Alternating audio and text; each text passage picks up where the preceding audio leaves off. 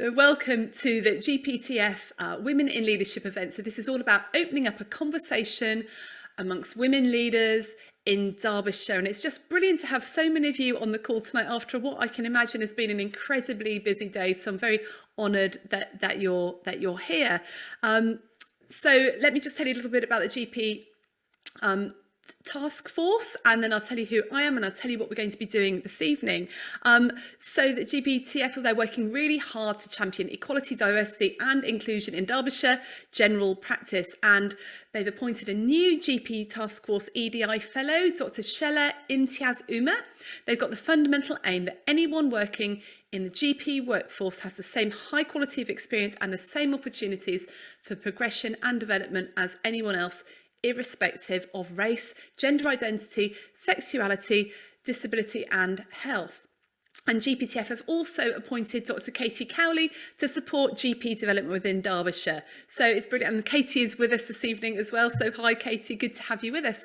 And I'm really pleased to be joined by 4 panel guests. So we've got Bola Owolabi, we've got Penny Blackwell, Kath Bagshaw and Ursula Montgomery, who are going to be joining us for the second half. And I think some of them are with us already, so it'll be lovely to hear from them as well. Now, just before we go any further, I'd also like to say that I love to be challenged on what I'm saying. So if you've got any so whats or yes buts, please put them in the chat.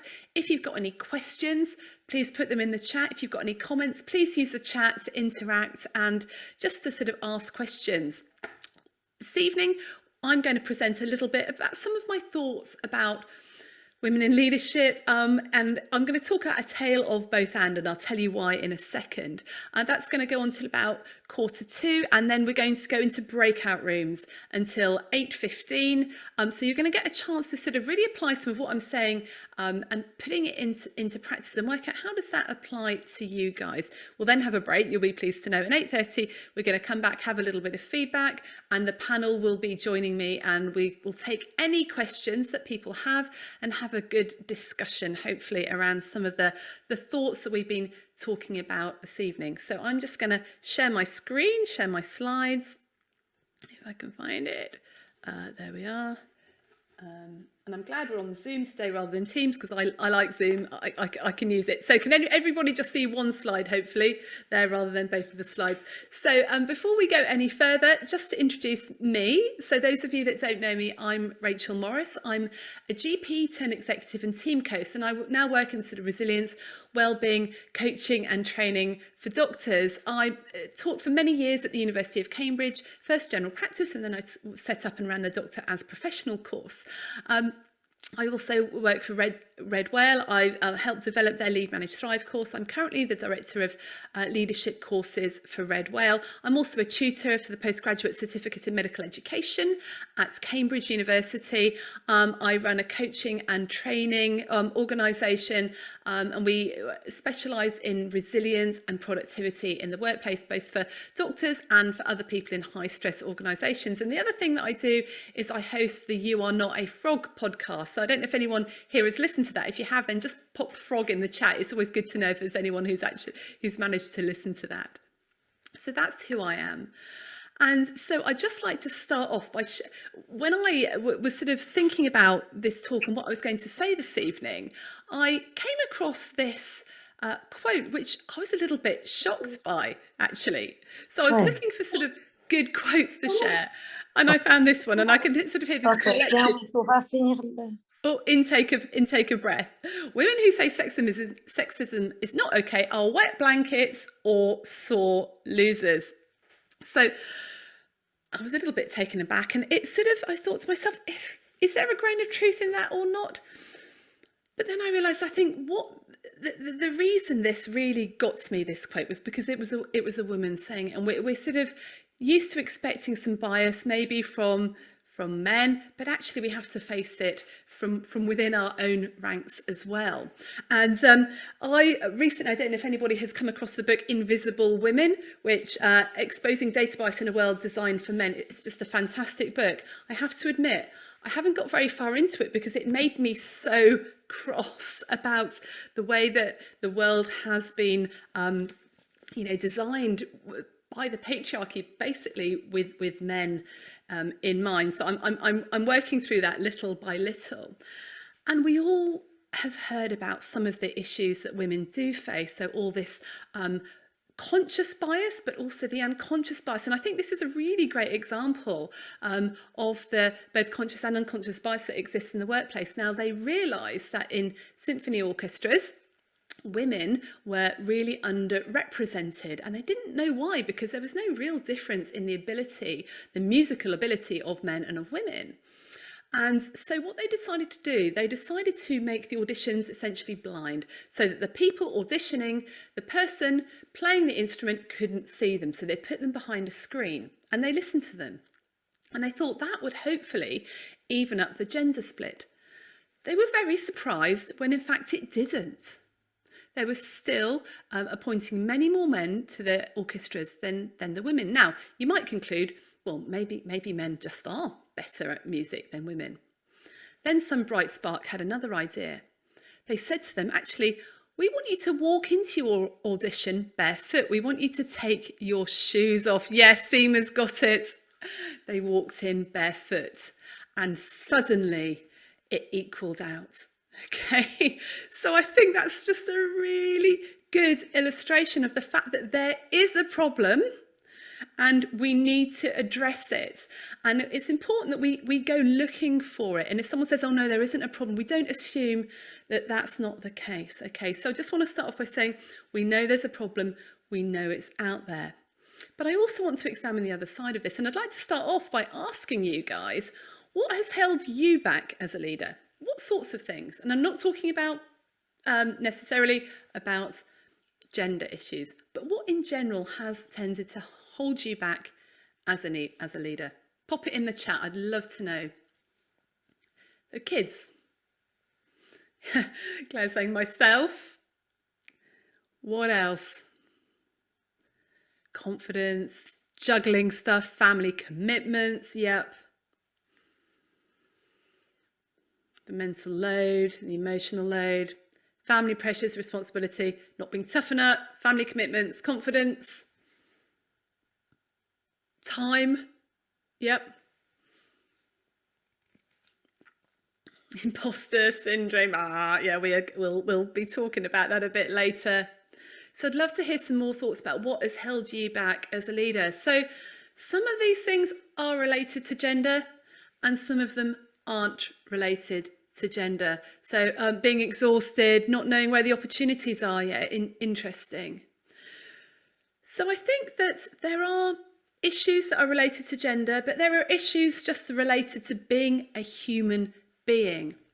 And I also came across this quote, which I thought was interesting. So not all of us feel that there necessarily is inequality in where we work, in the leadership roles that we're in. And this was a member of the Danish Parliament. When women leaders like me don't feel the inequality, we tend to forget that something isn't working.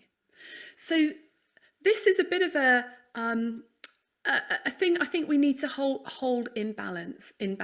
I think we need to recognise that there are problems, that there is inequality, there is conscious and unconscious bias, and also embrace the solutions and not be frightened that it's absolutely everywhere and we can't do anything about it, and just be defeated by it. So that's why today I just want to talk about both and, because I think being a woman in leadership, there's a lot of both ands. All right. So this evening we're going to be talking about, is there a problem? Well, just talked about that. And I think we can probably all recognise that there is a problem. I just want to briefly mention the changing face of leadership. I'm going to talk about a few both and models that I've used personally that have been very helpful to me. And then we're going to talk about confidence and mindset. And I just wanted to start off with saying that the good news is I think leadership is changing. Now, there are some attributes that are traditionally seen as masculine and traditionally seen as feminine, whether they are being displayed by a male person or a female person. And the traditional sort of masculine traits are the sort of dominance and self-reliance and competitiveness and ambition and aggressiveness. And I think they're very much related to the sort of traditional form of leadership, the command and control form. You know, you do what I say, that traditional sort of military commander that we see. Now, the other side of that is that there are some traits that are traditionally the more feminine traits. Okay, so friendliness and affection, gentleness, sensitivity, empathy, sympathy, and all those sorts of things. Now, any one person can display masculine traits, they can display feminine traits, and I don't think that is necessarily to do with what gender you are. But I think the good news is that women, we often can associate with a lot of those more feminine traits, and the good news is that leadership is changing, and those more feminine traits actually are coming to the fore in the sorts of leadership that is now being talked about in the NHS. So the King's Fund talk a lot about compassionate leadership and, caring for the people that you're working with. And Brené Brown written a lot about vulnerability and vulnerable leadership and the bravery that it takes to do that. So I think that gender issues are everywhere, and actually we can overcome them. There's lots of things we can do about it, and sometimes we maybe even need to embrace some of those differences and remember that actually they might lead us more towards some of this vulnerability-based leadership, the compassionate leadership, things that we've seen, particularly I think through coronavirus, that we really, really need. And I think this is a story of both, and so not maximising things too much or minimising things too much, but holding them in balance. And I'd really like to hear your thoughts about any of this as well. So I'm going to look at 3 areas in particular. The first area is context. The second area is relationships. And the third area is confidence. And these are things that I guess I recognised in myself, and I've done a little bit of reading, and there are lots of sort of signature issues that women can have in leadership, but these 3 things I just wanted to pick out tonight. So let's look at context, and I think it's really, really important to be aware of the context in which we're operating, and in specific context as well, because in all my training, I always talk about the fact that we can only control ourselves. We can't control other people. We can't control what biases they have, how they expect to be treated, whether they identify with the more masculine traits or the more feminine traits. We can't control that. We can only control what we do. But I think a lot of us think, well, I don't want to play games. I don't want to change the way I am just to suit that person or that person. But what I'm not saying is we should be manipulative, but I think we do need to know what the context is in which we're working. And I think it's really important to do the right thing and also read the room right to work out what context we're operating in at the time. And so I'm going to present my first 2x2 grid, which I love 2x2 grids. They really help me organise my thinking. I've come across quite a few in my time, and I find them really helpful. So the first one I want to present is by Baddeley and James, and I first come across this when one of my colleagues taught this on the Red Whale Lead, Manage, Thrive course. So essentially we've got 2 different axes. The first one is all about integrity. It's about doing the right thing. So we all want to do what's right. So we've got sort of high integrity on the right, and we've got sort of lower integrity on the left. Now the second axis is all about actually being politically savvy, being able to read the room and being a good politician with a little p. Now, looking at the news this evening, I'm sure not many of us want to be known as a good politician, but actually it's really, really important, because what we've observed is that many people, and particularly I think doctors, tend to do what's right. They have a lot of integrity. They want to do what's right, but sometimes they don't read the context in which they are, and sometimes if they're in meetings and things like that, and they think that just because it's the right thing to do, it's going to happen, and they forget about all the different things that are going on. Now, Baddeley and James defined 4 different sets of behaviour that fit in these 4 different quadrants, and they gave them an animal name. So the animal who is in the bottom right quadrant, an animal who, this is a type of behaviour that knows what's right, it's got a lot of integrity, but maybe isn't particularly politically savvy. And that is very innocent behaviour, okay? And that is a sheep, okay? So I wonder how many times a lot of us display this sheep-like behaviour. where we are in a meeting and we're not really, or we don't want to change our behaviour just because of the people who are in the meeting, and we're maybe not forming alliances because we don't want to be manipulative or anything like that. And sometimes we're just very innocent and the right thing ends up not getting done because we haven't actually read the room right, we haven't read people's motivations.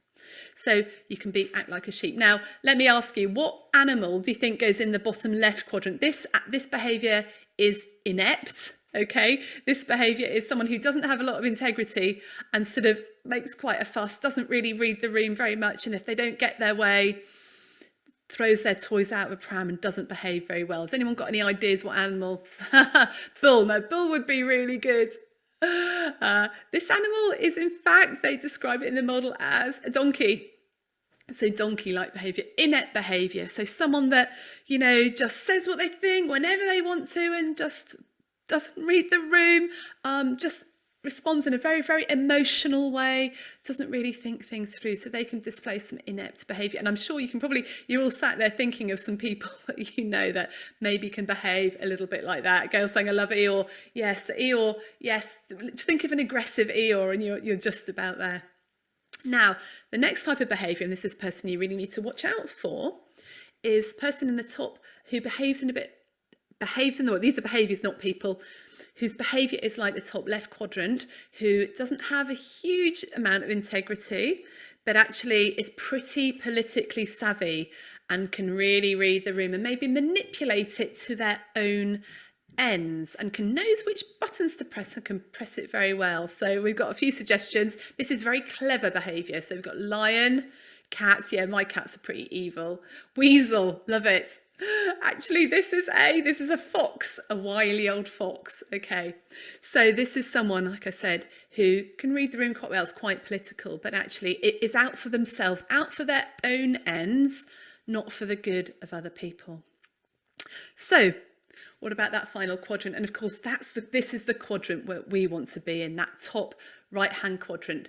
These are people who have integrity, but they also can read the room. They can see what's going on. They know the importance of talking to people, of forming alliances, of working out what people's motivations are. So let me know what animal you think that is. This is wise behaviour. And actually, Seema was right. This is owl-like behaviour. Okay, so we want to be able to act with integrity, do what's right, and we don't want to be inauthentic. We want to be our authentic selves, but we also want to be able to read the room. Now, I'd like to know what suggestions, pop in the chat, what suggestions do you have for being in that top right-hand quadrant, for being more owl in your leadership? I'd love to know, just pop them in there. While you do that, I'm just going to finish off the model, because actually the axes, I labelled them differently, but actually Badley and James called the horizontal axis carrying, because it's about what sort of baggage you carry with you into the room, and the y-axis they called reading. Okay, so how can we be more owl, everybody? I think so. Active listening, actually listening to find out what people's motivations are, really important. What do they need? Yeah, Katie's saying appreciate other people's talents. Absolutely.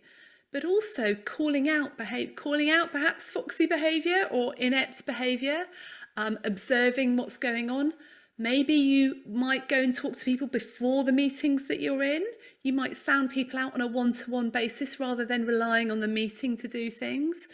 You might want to call a halt in meetings and get people back or form subgroups and things. Yeah, Selena's saying clear your head before. Van's saying, yeah, being curious about other people, valuing others, being compassionate. Absolutely. And I think we get the integrity and authenticity. Sometimes we're not quite so good at the political behaviour bit. And the political behaviour means really understanding other people's motivations. So my first suggestion is just to be more owl, okay? And so, if you're in a meeting, because meetings, let's face it, is where most of this stuff happens, and you can see people behaving like a donkey, or maybe you find yourself behaving like a bit of a donkey or a sheep, those thoughts will just float over your mind and you think, actually, what can I do to be a little bit more owl? What do I need to read in this situation? What advice would I give a friend? So that, and Julie's saying, trust your instincts.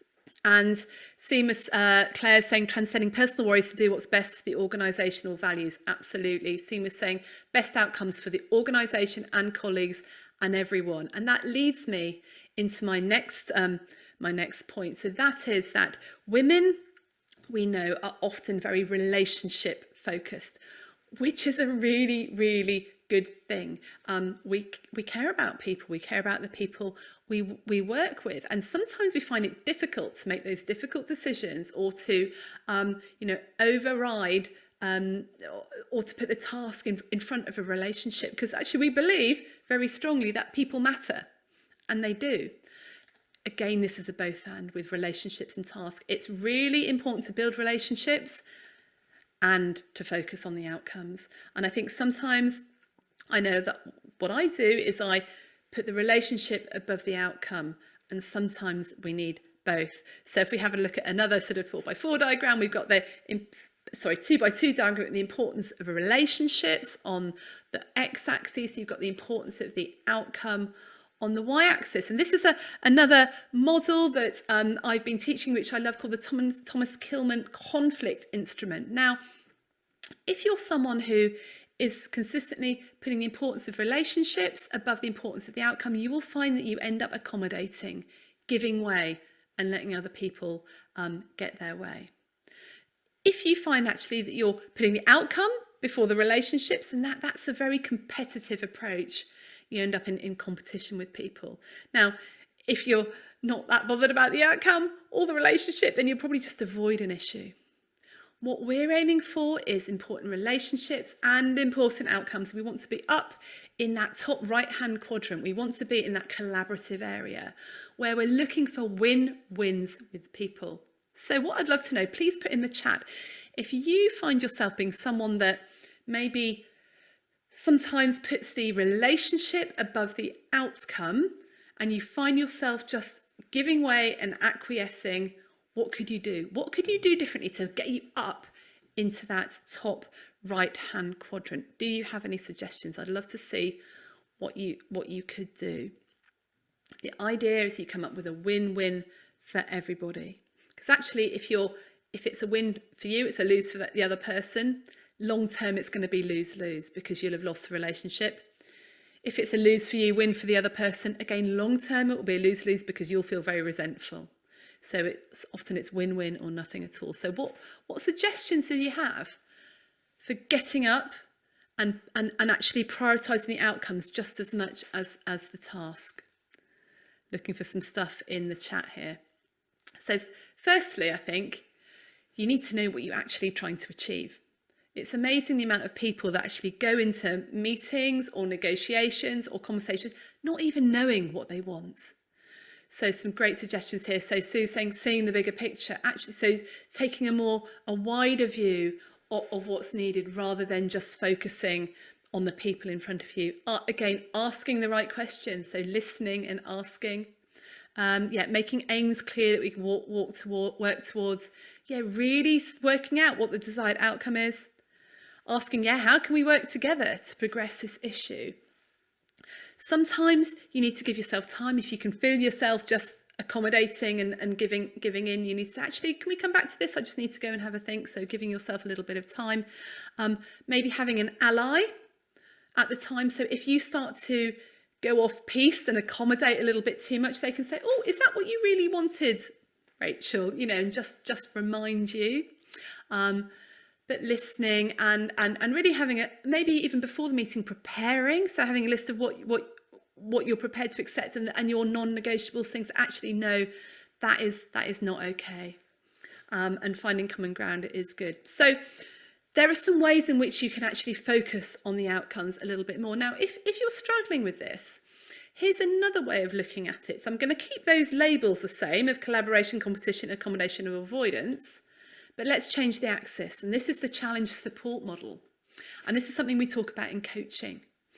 If you are coaching someone and you find you're not really challenging, you're being a little bit too cozy, actually you need to up the challenge. So maybe you can think of yourself as offering really high support to your people, but a high challenge as well. And that's where you'll get really, really high performance. A great suggestion from Katie. So having a mentor who can challenge your behaviour if you find you are acquiescing too much and not focusing enough on outcomes. So, and high performance is obviously where we want to be. So just a few things there. So know what you want before you go into anything. Actually, if you know what outcome you want, you'll be able to head towards it. If you don't really know, you'll be a bit like, oh, did I want that anyway? Or maybe that's okay not to do that. Look for win-wins, something that's going to work for them and you. You might need to find a third way, something that's not even on the table. Another thing is to focus on the outcome for other people. That sometimes helps you. If you think to yourself, I want this outcome for the good of X, Y, and Z, it helps you then because, you know, we're collaborative beings. We like to be in community. And if you're focusing, it's not just outcomes for me, it's for other people. That will help you. And try and foster a highly supportive environment, definitely, but a highly challenge people in that context of the support that you give them. And talking of high support, high challenge, I'm very happy to be challenged about everything I'm saying here. I'd love to hear your thoughts on any of this. And then the final thing I want to talk about is confidence. Because I think this is, we've already seen in the chat that one of the main things holding people back is imposter syndrome, isn't it? They're basically thinking to yourself, I'm not good enough. I'm not good enough for this. And I'd like to suggest that, and this is another thing about both them when it comes to confidence, because we want to do good work, okay? We worry that we're not good enough to do the good work that we want to do. So you need to do great work and you need to learn from failing. Because folks, it's very hard to learn from being successful. I hate to say that, and it's certainly something I've learned in my life, that I learned much, much, much more from when I got things wrong than when I got things right. And as painful as it is to get things wrong, it's so important that we embrace that. And it's important that we embrace the fact that we might not be good enough. And that is okay, because we can learn, right? No one ever starts off as the finished package, okay? You are gonna need to learn. You need to learn how to lead, how to work clinically, you know, how to do your job, all sorts of things. And you can have two different mindsets here. You can have a fixed mindset, which means that if I fail, I'm no good. If I get it wrong, I'm no good, because ability is innate.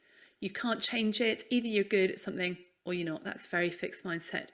We need to develop a growth mindset where you believe that any ability can be developed through dedication and hard work, and brains and talent, good to have it. They're just a starting point, you know. And then this really is the most important thing for resilience and leadership. I think having a growth mindset and helping other people foster it around us as well. So another 2x2 diagram. See, I think it's really important to have high standards, and it's really important to have a growth mindset. And Penny's put growth and grit as well. And grit is this concept of perseverance, isn't it? It's persevering. If at first you don't succeed, stick with it and persevere. Okay, so my 2x2 diagram, you've got high standards, low standards, you've got growth mindset and fixed mindset. Now, I'm sure you're all aware of that. There's studies that have shown that when it comes to applying for jobs, and this is a generalization, but women will only apply for jobs that they think they can already do, and men will often apply for jobs that they can't do yet, but they think they might be able to do in the future. Okay, and actually I was talking to my husband the other day, and he says he's seen that in his own workplace. You know, I've got to be able to do it, then I'll apply for it. And men are just like, well, I'll see, you know, I'll get it, and I'm sure I can do it in the future. Okay. And this is where I think this really brings us down as women, because we have these impossibly high standards, right? So I've got to be good enough, and if I'm not good enough, I won't do it. So I get stuck in perfectionism, which holds us back from putting ourselves forward. Now, I think the opposite is bad as well. Actually saying, I'm just going to wing it. It doesn't matter. I'll try and do the job, and who cares if I don't do it? So, you know, all those people that are applying for jobs that are they definitely can't do.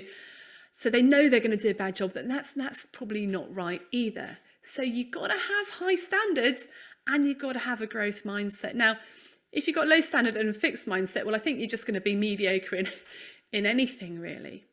But you want this both and. You want to know that actually, yes, I might not be able to do everything that job needs, but I can definitely learn on the job, and I've got grit, so I can do it. And I need to be good, so I'm going to really persevere at it.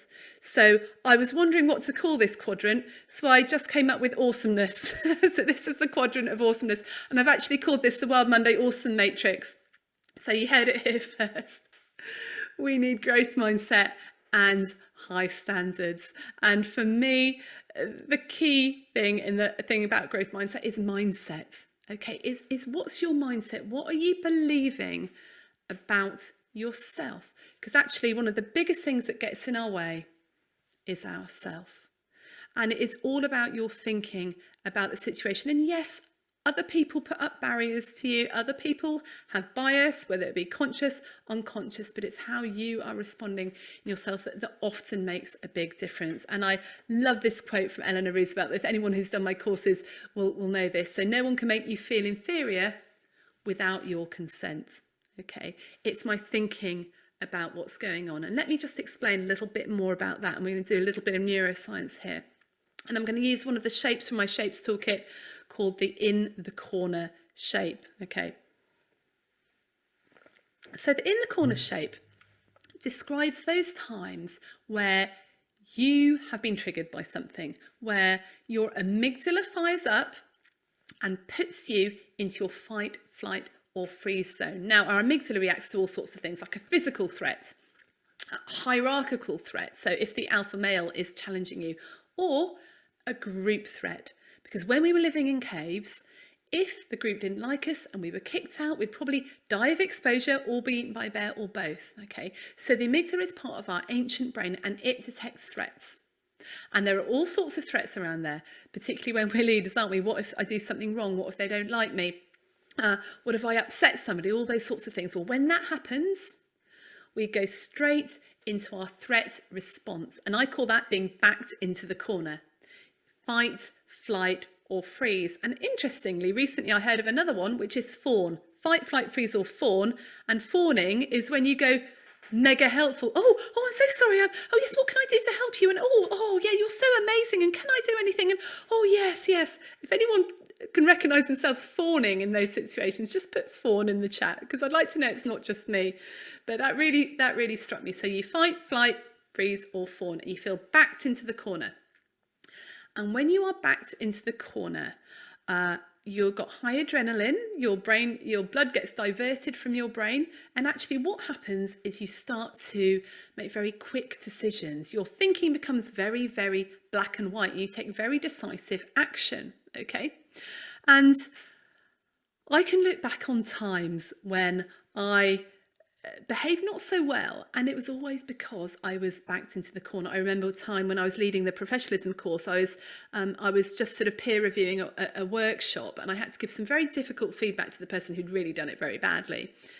The problem was 10 minutes before I'd received a phone call from my bank. Someone had tried to extract £10,000 from my account. Well, they didn't manage it because I didn't have £10,000 in my account. But I was triggered. I was really worried and nervous and upset. And then I went to try and have this conversation. And of course she was upset, and it went really, really badly. And in order to make good decisions, we need to be out of the box. We need to be in a very creative, calm zone where we can, be really, really flexible in our thinking. We can be really, really empathetic. But if our thinking is causing our amygdalas to respond to the threat and putting us in the corner, and we're in that zone experiencing negative emotions where we've got all those quick black and white decisions, we often, I think, go into the command and control type of leadership, okay? Because that's sort of easier and it's quicker. And so I think this whole thing about having this threatened, being triggered, being in the corner actually makes us into poor leaders, or makes us make poor decisions at the time. So I'm just going to talk a little bit about what is actually happening when this happens. So if we have a trigger, like we feel someone's being rude to us, we feel that we've been undermined perhaps, someone says something and we're having these thoughts, oh, that means I'm no good, they don't like me, or I've had to have a difficult conversation, I've upset someone. We have this trigger. And in an ideal world, something will trigger us, we'll be able to stop and think about it, and then we'll be able to have a rational thinking reaction, a rational human response to what's happened. Unfortunately, we don't live in the ideal world, and what happens is something happens and we go straight to our reaction without being able to think about why we did it. And that is because our amygdalas, our threat detection system, works 5 times faster than our human thinking rational brain. And so we go straight to the reaction and the response without even being able to consider what's going on. This bugged me for years. I used to think I was a dreadful human being. I was a dreadful person because I get cross about things, right? But I read a fantastic book called The Chimp Paradox by Professor Steve Peters, and I'd recommend anybody, I'm sure lots of you have read it already. And Steve Peters calls this immediate reaction, this immediate amygdala reaction we have, he calls it your inner chimp. And he says that actually you can't stop your chimp from coming out. Right? This is a normal human response to what's going on. It's your brain trying to keep you safe, right? But you're 100% in charge of making sure your chimp doesn't cause any damage. So you've got to control your chimp when it's out, okay? So how do we do this? How do we change our reactions, our responses, and our thinking? And we'll come on to how this is relating to confidence and imposter syndrome in a second.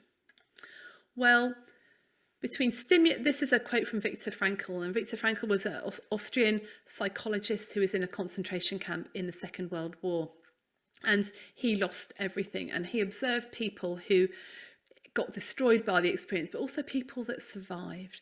And he says between stimulus and response there's a space. In that space is our power to choose, and in our response lies our growth and our freedom.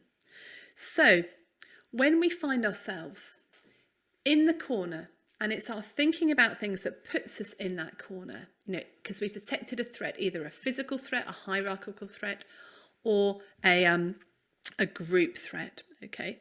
We need to give ourselves a little bit of time and space to be able to think straight, right? Because it doesn't happen immediately.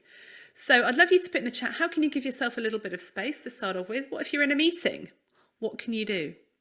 So some suggestions about how you can give yourself some time and some space when you feel that you are triggered, you're having those thoughts, you're getting those imposter syndrome type thoughts. So great. Box breathing, great. So that's, for those of you who don't know, Susie suggested box breathing. So literally breathe around a square. So you may count to 4 on the in-breath, hold it for 4, 4 on the out-breath, hold it for 4, and you can go around that a couple of times, even just 3 grounded breaths.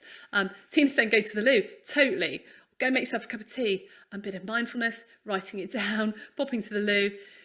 But you can say to people, can I check that and get back to you? Oh, I need to think about that. I need a bit of thinking space. You could, if it's an email, because often this comes at us in an email, write yourself a no send reply. So write down what you'd really like to say, don't send it. And then the next day, do something, actually send the edited reply to that person. So yes, and Penny's saying, notice it, talk to people and talk to people about that. And Seema's doing a really good suggestion. Is it kind? Is it true? Does it really need a response now? Because the next thing is to say, what is the story in my head? What am I telling myself right now? And just like Seema said, is it true? And this is such an important question to ask yourself. When we start getting in our minds, the shoulds, I should do like that, I ought to, or I'm not good enough, or they don't think I'm any good, they don't trust me, I mustn't upset anyone, I've got to keep everybody happy, I'm running late, I must be a dreadful doctor, all those sorts of things. Now let me just give you an example. I was coaching a group of leaders, and this woman said, I'm really, really worried about a conversation I have to have with my boss tomorrow. She said, I'm going to get really cross with him, it's not going to go very well. I said, oh, what happened? She said, well, yesterday he really undermined me. He sent an email to my rest of my team behind my back. It was just really out of order. We said, okay, so what was the story in your head?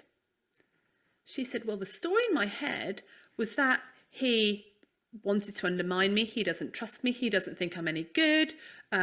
He wishes I was off the project. He's just trying to get rid of me. I said, crumbs. I said, so how are you behaving when you're believing that? She said, well, I'm really anxious. I'm really stressed. I can't really bring myself to speak to him. And when I talk to him tomorrow, I think I might even tear up, and I'm really worried about crying in the meeting. I said, okay, what's actually true in this situation?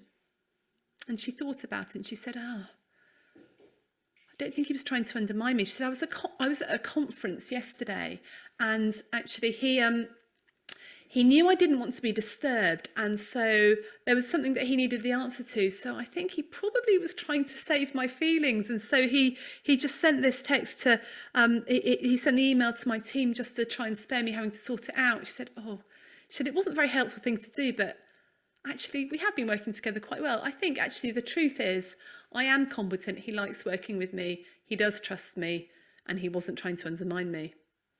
Cool, she said, I'm at the corner. I can have that conversation now. It's all changed. So it's really thinking about what is the truth of the matter. And sometimes it's a both and. Sometimes it might be, the truth is, I don't know how to do that yet. So you might be saying, I'm not good enough. But the truth is, I don't know how to do that yet, and I can learn. So that is the truth. So think about, when you're thinking about what the story in your head is, and it's a story in your head that causes this imposter syndrome, that I'm not good enough, I'll never be good enough, people won't like me if I do this, all these sorts of things. How did I get here? I'm going to be found out really, really soon. Think about what you're telling yourself. Are there any shoulds or oughts or I'm nots you're telling yourself? What am I assuming about the other person? Often, side note, I read a really interesting article about this recently, and I think the quote was, and I might misquote it here, never assume maliciousness in what could be explained by stupidity or incompetence. I think sometimes we think people are doing things to be malicious or difficult. Often they're just ignorant or a bit incompetent. So actually, am I telling myself that they don't like me and that's why they've done it, or they don't think I'm any good? Actually, they've just not thought. And do I have any limiting beliefs about myself? What am I actually believing about myself? Once you've thought about that, you can then think to yourself, actually, what's true? And you might need to talk to a mentor or a coach or just a friend about this. What else could be going on in this situation? And if I was a neutral observer, what would I say? And is there any other way that I can positively reframe this? And when I was thinking about some positive reframes, I was looking up all the sort of attributes of vulnerable leadership, and I was looking at a Harvard Business Review article that said vulnerable leaders do this, this, this, and this. And I've just put it into a bit of a reframing slide. So some of the reframes I think that are really important, and these will all model vulnerable leadership, are it's okay to tell the truth. I'm not weak if I ask for help. And it's good to role model asking for help. And actually, side note, if you ask one of your team for help, it's showing that you trust them to help you. It's showing that you can't do everything yourself, but also that you've got trust in that person. It's a really good way of building psychological safety and trust in your team. It's good to be outside my comfort zone because that's where I learn and grow. And you sometimes need to say that through gritted teeth, people, because you're not going to get everything right first time, because failure is normal and it's okay. And sometimes it's necessary to learn. I was listening to a podcast, it was about marketing the other day, and this person was saying, there are some mistakes you sort of have to make in order to progress because you won't learn unless you make them. She calls them mistakes. So what mistakes do you need to make? It's a bit of a difficult concept, but it's been quite helpful to me. And it's okay to admit to it and to apologise.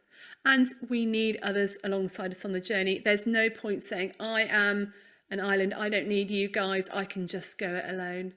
And then I might not be good at this yet. Use yet, put yet in there, and it just changes everything. And so the good news is that vulnerability is good and it will help you on your leadership journey. It's the courage to show up even and be seen even when you can't control the outcome.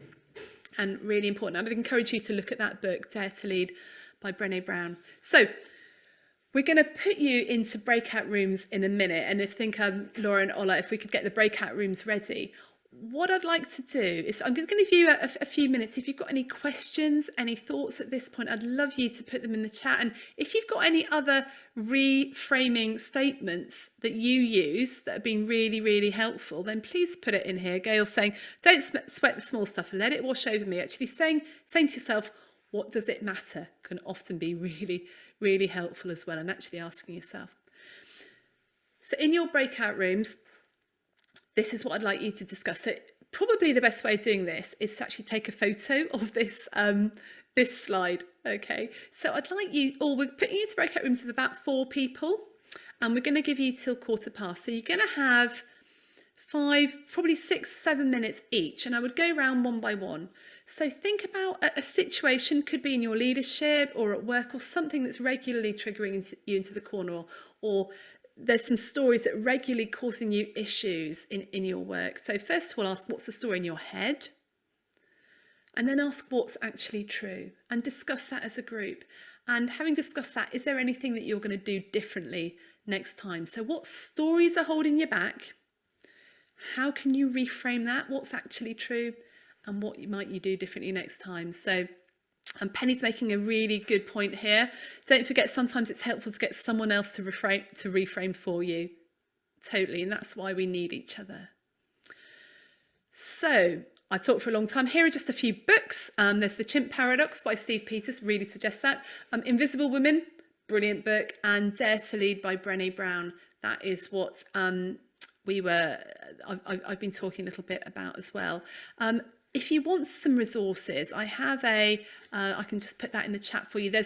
You can download a handout all about the corner and how to get out of the corner. So if that's helpful, I'll put that in the chat there. We talk about this quite a lot on the podcast, the stories in your head and reframing stuff. So do check out the You Are Not a Frog podcast if you're interested in any other resources. And we also have a membership for those of you that are doctors, a CPD membership with lots of webinars which actually go through quite a lot of these concepts as well. So we're going to go into breakout rooms, but I'm just wondering if anyone has any questions before we do, or any suggestions or anything like that. Oh, brilliant. Elizabeth Saltmarsh has put a book in the chat by Nancy Klein called Time to Think. And thank you, Elizabeth. That is a fantastic book. It talks about thinking partnerships and the power of our thinking. So the premise of that book is the power of my thinking. No, hang on. The power of my listening determines the power of your thinking. And one fantastic thing you can do is get together with another woman and form a thinking partnership. Just one of you talks for 25 minutes, the other person listens. The other person talks for 25 minutes, the other person listens. And then you'll be amazed at the wisdom that comes out of you. So thanks for that suggestion. So